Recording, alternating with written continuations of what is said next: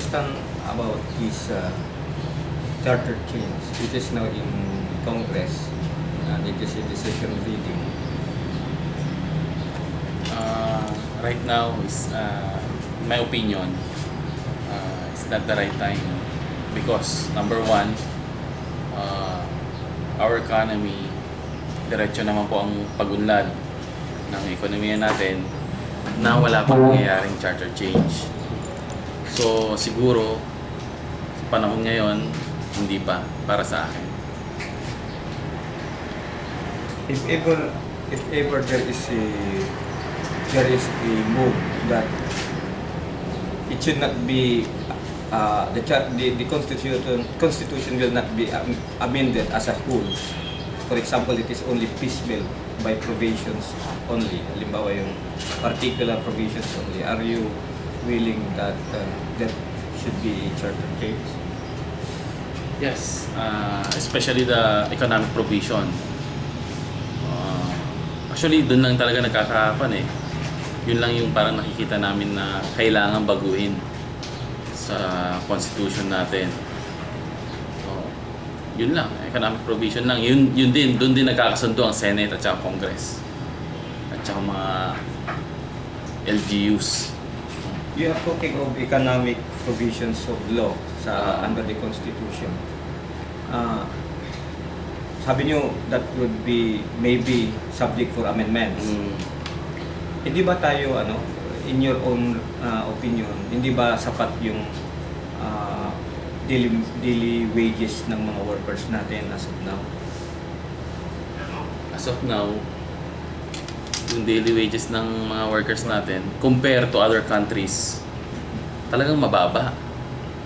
Na pag kukumpute mo, parang sapat lang na parang pangkain nila sa araw-araw. So, paano naman yung pag-aaral ng mga anak nila? Wala na silang nagagawang savings. Sa pagkain lang napupunta. Transportation. Wala na. Kaya kulang na kulang yung wages ng mga tao dito sa Pilipinas. If you are, for instance, called to to propose a particular amount of salary in this daily wages, ilan ba ang parang nakikita nyo na it can help the workers? Anong bracket natin sa daily wages? Actually, depende naman kasi kung saan lugar ka eh. Kung nasa Metro Manila ka, syempre, i-compute natin.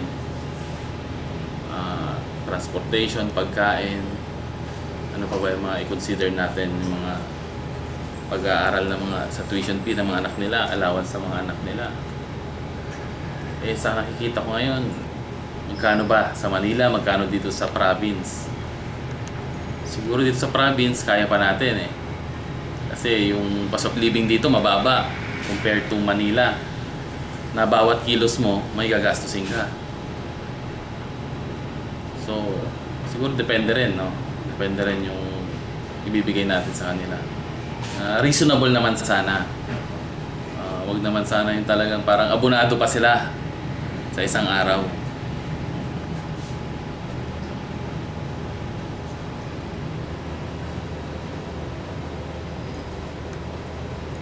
Dito po sa sa Alaminos, di ba meron tayong workers dito, let's say contractual workers siguro, ito yung mga manual labor, ilan ang parang salary nila o with income nila na naibibigay natin per day? Dito sa LGU, actually 200 lang. So, nung last session, I made my proposal to the committee chairman on labor, member ng Sangguniang Panglungsod, si Councilor Anton Perez. So, gladly, pinasa niya naman. So, nasa committee level na tayo sa increase natin from 200 to 300 para mas reasonable naman.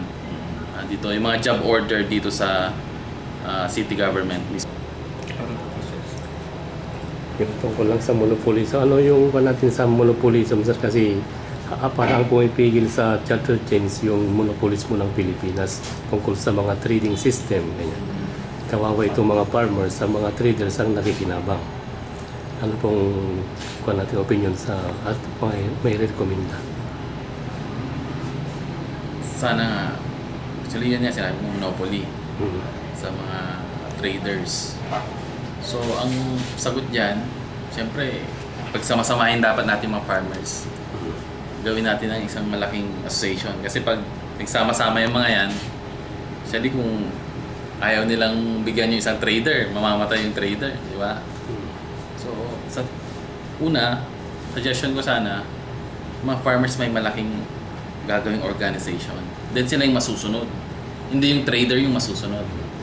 Pero ang problema natin sa ngayon, ang mga farmers na may cooperative sila, kaso mga traders ang kuwan nila. Nagpapautang sila yung mga product ng farmers binibili Automatic, ng automatic binibili ng traders, kaya nadadown yung mga farmers. Sa akin nga siguro mas malaking organization gawin natin na itong organization na gagawin nila, yun na rin magpondo sa kanila. Para hindi sila mapipilitang magbigay sa mga traders na sinasamantala sila. Kung meron sana maikupan ng LGU, government na para sa farmers, baka pwede natin maikon doon. Actually, magandang suggestion din yan. Kami last term dito sa LGU, marami kaming sinasubsidize na mga kailangan ng farmers.